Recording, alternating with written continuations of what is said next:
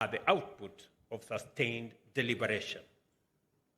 They also require us to engage in deeper analysis through inclusive deliberation in order to clarify the path by which Africa will arrive at its place as the global economic powerhouse of the very near future.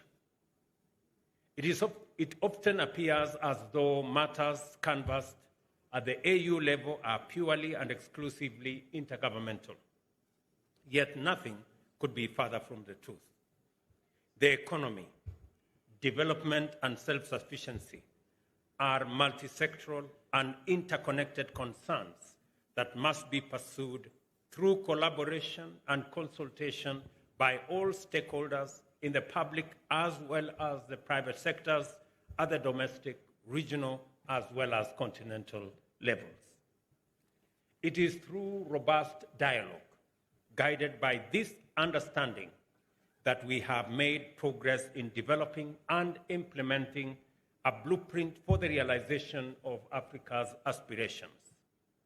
Recognizing that the contribution of the private sector is vital to Africa's socio-economic transformation, and that its voice must define the dialogue about integration and economic reliance, is a major component of our mission, not just in this meeting, but on a mission as a people and as a continent.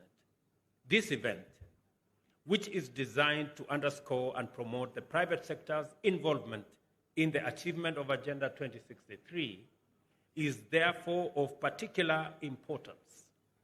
Everyone who has participated in organizing this event and everyone who is taking part in these proceedings is making a significant contribution in moving the agenda forward by enhancing the role of an indispensable dimension of development, the private sector. This is why I'm delighted and grateful that you have all honored our invitation to the African Private Sector Dialogue. I welcome you all to Kenya's capital city of Nairobi, and on behalf of the people of Kenya, extend a very warm welcome to you all. Coming at a time when the Africa Union heads of state and governments have set the pace for the effective implementation of the Africa Continental Free Trade Area, this dialogue provides a crucial forum for collective reflection on matters of vital significance. I am glad for this opportunity that we shall have at this dialogue to share experiences on past endeavors, to understand regional integration, assess the current status of ongoing processes, and use the best of our collective knowledge to forge the way into the future of African prosperity.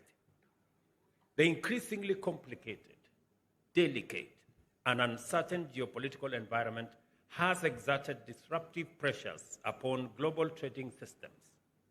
Emanating from such diverse events as Brexit in 2016, whose effects continue to reverberate throughout world economies, the World Trade Organization's Doha negotiations that remain unconcluded, escalating protectionism, and more recently, the COVID pandemic and the Russia-Ukraine conflict, and of course, the climate crisis that we all face. The shocks and stresses arising from these events have exacerbated the vulnerability of African economies and intensified poverty and suffering.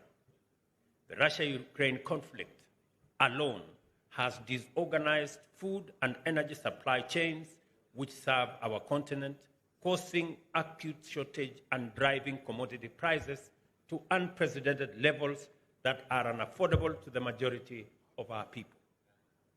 This complicated crisis must alert us to the unacceptable reality that as matters presently stand, our economies and societies are prone to the negative impacts of events taking place in lands very far away from us.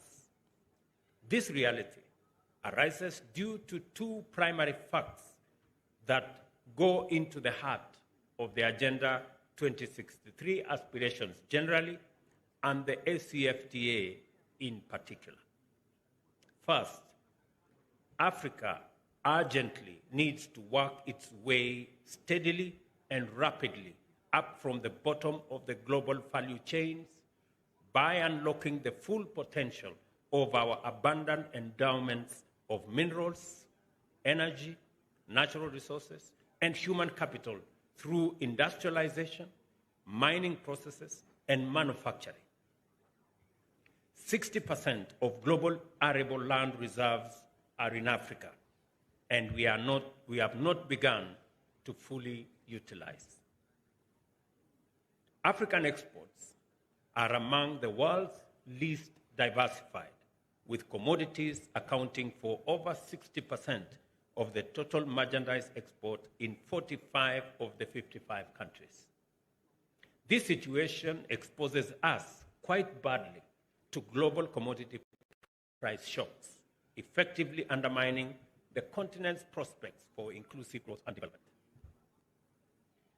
Secondly, intra-Africa trade is remarkably low, at 17% compared to 40% in Asia, 60% in the Americas, and 70% in Europe. The bulk of Africa's imports and exports relate to markets outside the continent. Although Africa has been a net importer of agricultural commodities since the year 2000, 81% of these imports come from outside Africa, while 78% of its exports are destined for the rest of the world, not Africa. We must be intentional and deliberate about rehabilitating our economy as a continent from these grave deficiencies in order to correct the obvious vulnerability that they cause. A little disruption in the supply chain causes major shocks of imports of commodities and export of the same. We have a highly promising opportunity to sustain a robust conversation about resilience, generate strong consensus regarding self-sufficiency, and design policies and strategies that will direct public and private investments towards competitive efficiencies, increasing employment, creating wealth, and making sure that we are less vulnerable as a continent. A major enabler of continental economic takeoff, requiring considerable investment, is infrastructure.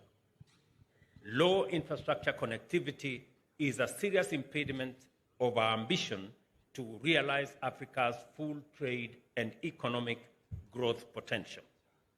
Consequently, this dialogue provides the perfect occasion to align government and private sector complementarity with the colossal demand for port, rail, road, and air transport, power and energy, as well as information communication and technology infrastructure. Here is the opportunity in more detail. With appropriate levels of connectivity, Africa's digital economy is projected at US $180 billion by 2025, or 5.2% of the continent's GDP. That's just technology. And US $720 billion by 2050, or 8.5% of African GDP. And here is the infrastructure demand in context. Lack of efficient transport networks increases the price of goods traded among African countries by between 30 and 40%, rendering Africa effectively uncompetitive and eliminating the opportunity for us to trade merely because of logistics. You've heard from my Minister for Trade that tea, which was supposed to take 3 weeks or less to get to Ghana, took 3 months. Because it didn't go to Ghana. It went the opposite direction first because of transport logistics.